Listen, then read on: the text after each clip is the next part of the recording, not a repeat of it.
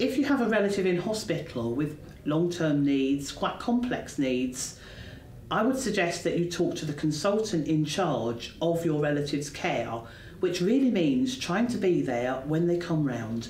You need to find out when they do a ward round, when they're on the ward, because they will be, but it won't necessarily be at the same time every day or every week.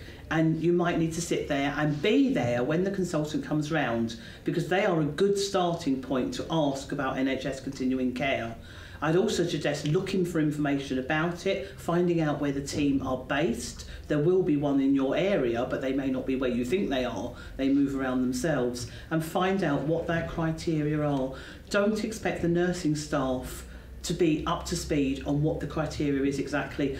They're willing to help, but they're very pushed on the wards, and they may not have the right phrases for the forms, and you may waste time with a wasted application when, if you can do a more thorough one and find out exactly what's needed, you may have a good chance of getting it, and it makes a big difference. We got him into the home and he was settled in this little room, and the staff were doing their best to look after him. They were very pushed and his needs were quite complex.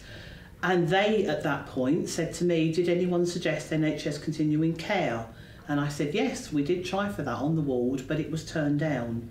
They suggested that we try again. And they requested that somebody come from the team to help me fill the forms in. And that made a huge difference. We had the head of the team come. She was a very experienced nurse who knew obviously all about what her team could do and what they couldn't do.